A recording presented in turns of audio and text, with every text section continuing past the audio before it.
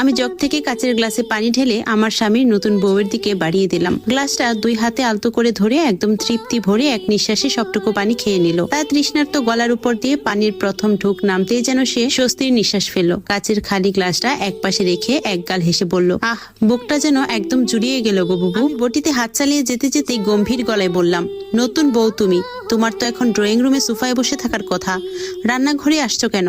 তোমার শাশুড়ি মা কিংবা নাহিদ দেখলে কিন্তু বেজায় রাগ করবে। মেয়েটি শাড়ির আঁচল দিয়ে মুখটা আলতো করে মুছে একটু ভর দিয়ে দাঁড়ালো। তার হাতের সোনার রুলিগুলো টুংটাং শব্দে বেজে উঠল। সে একটা হালকা দীর্ঘশ্বাস ফেলে বেশ আদুরে গলায় বলল, সোফায় একলা বসে থাকতে আমার ভালো লাগছে না। গলার ছাল শুকিয়ে যাইতেছিল বুবু। সকাল থেকে এত মানুষজন আইলো গেল, কত সাজুগুজু করালো, কত রকম আলোচনা করলো, কিন্তু বিশ্বাস করো একটা মানুষও একবারের জন্য জিজ্ঞেস করলো না যে আমার পেটে ক্ষুধা পেয়েছে কিনা। এখনো আমায় এক ফোঁটা নাস্তাও দেয়নি গো। মেয়েটির পেটের খিদার কথা শুনে হঠাৎ বুকটার ভেতর এক অচেনা মায়া জেগে উঠল।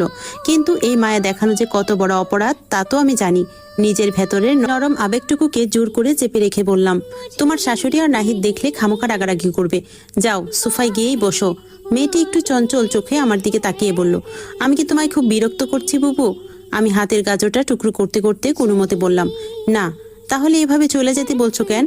মেয়েটি যে কত নাছরবান্দা তা বুঝতে আমার আর বাকি রইল না।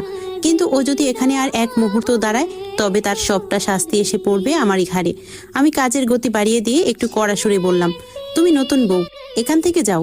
কথাটা শুনতে মেয়েটির দুই কানে হাত দিয়ে নাক সিটকে বলল, উফ, নতুন বউ শুনতে শুনতে আমার কান একদম ঝালাপালা হয়ে গেল গো আল্লাহ। আমার একটা সুন্দর নাম আছে, ঝুমুর। তুমি আমাকে ঝুমুর বলেই ডাকবে বুবু। আমি একটু অবাক হয়ে থমকে গেলাম। বটি হাতে কাজ থেমে গেল।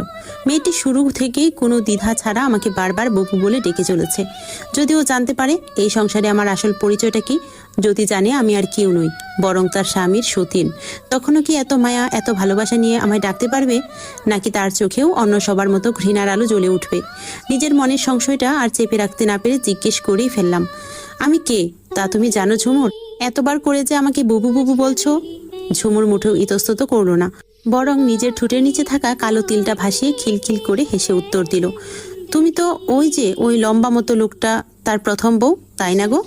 আর আমি হলাম তার দ্বিতীয় বউ। তোমার সতীন তো গো, সতীন। সেই হিসাবে তুমি তো সম্পর্কে আমার বুবুই হও। সতীন শব্দটা এত সহজভাবে এত অবলীলায় কোনো মেয়ে উচ্চারণ করতে পারে তা আমার ধারণার বাইরে ছিল। যেখানে এই একটা শব্দেই সংসার ছারকার হয়ে যায়, সেখানেও কেমন করে মুখ ভর্তি হাসি নিয়ে কথাটা বলে দিল। আমি তাজ্জব হয়ে জিজ্ঞেস করলাম, তুমি আমাকে কিভাবে চিনলে?